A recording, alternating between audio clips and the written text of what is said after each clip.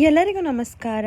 ನಾವು ಊರಿಗೆ ಹೋಗ್ತಾ ಇದ್ವಿ. ಯಾಕಂತಂದ್ರೆ ನಮ್ಮ ಮನೆಯವ್ರಿಗೆ ಲೀವ್ ಇತ್ತು 4-5 ಡೇಸ್. ತುಂಬಾ ಜನಕ್ಕೆ ಗೊತ್ತಿಲ್ಲ ನಾವು ಯಾವ ಊರು ಅನ್ನೋದು. ಚಾಮರಾಜನಗರ ಜಿಲ್ಲೆಗೆ ಸೇರಿ ಚಾಮರಾಜನಗರ ತಾಲೂಕಿಗೆ ಸೇರಿರುವಂತ ಒಂದು ಸಣ್ಣ ಹಳ್ಳಿ ನಮ್ಮೂರು. ಈ ತರ 1 ಡೇ 2 ಡೇಸ್ ಲೀವ್ ಸಿಕ್ಕಿದ್ರೆ ಸಾಕು, ಬ್ಯಾಗ್ ಎತ್ಕೊಂಡು ಇಬ್ರು ಓಡ್ತಾ ಇರ್ತೀವಿ. ನಮ್ಮ ಹಸ್ಬೆಂಡ್ಗೆ ಅವ್ರು ಹುಟ್ಟೂರ್ಗೆ ಹೋಗೋದು ಅಂದ್ರೆ ಏನೋ ಒಂಥರ ಖುಷಿ ಅವರಿಗೆ.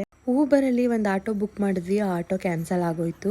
ಇನ್ನೊಂದು ಆಟೋ ಬುಕ್ ಆಯ್ತು. ಹಾಗೇನೆ ಆ ಆಟೋ ಬುಕ್ ಆದ್ಮೇಲೆ ಆಟೋದವ್ರನ್ನ ನೋಡ್ಬಿಟ್ಟು ಏನೋ ಒಂಥರ ಎಕ್ಸೈಟ್ಮೆಂಟ್ ನನಗೆ. For the first time mobile ಅಲ್ಲಿ ಬಿಟ್ರೆ ನಾನು ಲೈವ್ ಅಲ್ಲಿ ಒಂದು ಹುಡುಗಿ ಆಟೋ ಓಡಿಸೋದನ್ನ ನೋಡಿದ್ದು. ನಾ ಆಂಟಿನ ಕೇಳ್ದೆ, ಯಾಕೆ ಆಂಟಿ ನೀವು ಆಟೋ ಚೂಸ್ ಮಾಡ್ಕೊಂಡ್ರಿ ಅಂತ. ನಾನು ಒಂದು 20 ವರ್ಷ ಗಾರ್ಮೆಂಟ್ಸ್ ಅಲ್ಲಿ ಕೆಲಸ ಮಾಡಿದೆ ಅಮ್ಮ, ಆಗ್ಲಿಲ್ಲ ಅಲ್ಲಿ, ಅದಕ್ಕೆ ಸ್ವಂತ ದುಡಿಮೆ ಮಾಡೋಣ ಅಂತ ಹೇಳ್ಬಿಟ್ಟು ಆಟೋ ತಗೊಂಡು ಆಟೋ ಓಡಿಸ್ತಿದ್ದೀನಿ ಒಂದು 5 ವರ್ಷದಿಂದ ಅಂತ ಹೇಳಿದ್ರು. ಓದ್ಲಿಲ್ಲ ಬರೀಲಿಲ್ಲ, ಇನ್ನೇನ್ ಮಾಡೋದು, ನಮ್ಮಂತವ್ರಿಗೆ ಈ ತರನೇ ಅಲ್ವಾ ಗತಿ ಅಂತ ಹೇಳಿದ್ರು. ನಾನು 4 ಅಕ್ಷರ ಕಲ್ತಿದ್ರೆ ಆಫೀಸ್ಗೆ ಹೋಗ್ಬೋದಾಗಿತ್ತು ಅಂತ ಹೇಳಿದ್ರು ಅವರು. ಈ ಬ್ಯಾಂಗ್ಳೂರ್ ಸಿಟಿಯಲ್ಲಿ ನಾನ್ ಸ್ಕೂಟಿ ಓಡಿಸೋದಿರ್ಲಿ, ಬೇರೆಯವ್ರ ಜೊತೆ ಸ್ಕೂಟರ್ ಹೋಗಕ್ಕೆ ಭಯ ಆಗುತ್ತೆ. ಇವ್ರ ಜೊತೆ 1.5 hour ನಾನು ಟೈಮ್ ಸ್ಪೆಂಡ್ ಮಾಡಿದೆ. ಇವ್ರದ್ದು ಎಲ್ಲಾ ಸ್ಟೋರಿನೂ ಹೇಳಿದ್ರು.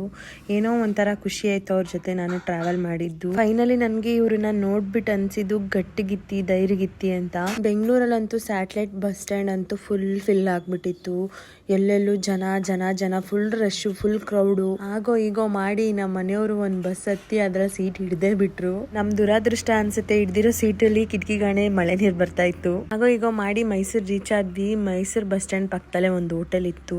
ಅದ್ರಲ್ಲಿ ಹೋಗಿ ಊಟ ತಿನ್ನೋಣ ಅಂತ ತಿಂದ್ವಿ. ನಾವು ಕೊಡೋ ದುಡ್ಗೆ ಅದು ಚೆನ್ನಾಗೇ ಇರ್ಲಿಲ್ಲ. ಪಲಾವ್ಗೆ ಹೋಗ್ಬಿಟ್ಟು ಮೊಟ್ಟೆ ಹಾಕ್ಬಿಟ್ಟು ಎಗ್ ರೈಸ್ ಅಂತ ಕೊಟ್ರು. ತುಂಬಾನೇ ಬೇಜಾರಾಗೋಯ್ತು, ಯಾಕಂದ್ರೆ ಹೊಟ್ಟೆ ತುಂಬಾ ಹಸ್ಕೊಂಡು ಹೋಗಿರ್ತೀವಿ ನಾವು. ತುಂಬಾನೇ ಬೇಜಾರಾಯ್ತು ಊಟದ ಬಗ್ಗೆ ಮಾತ್ರ. ಅದಾದ್ಮೇಲೆ ಗುಂಡ್ಲುಪೇಟೆ ಬಸ್ ಹತ್ಕೊಂಡು ಹೋದ್ವಿ. ಇಷ್ಟು ದಿವಸ ನಮ್ಮ ಅತ್ತೆ ಮಾವನ ಬಗ್ಗೆ ಕೇಳ್ತಾ ಇದ್ರಿ ನೀವೆಲ್ಲ.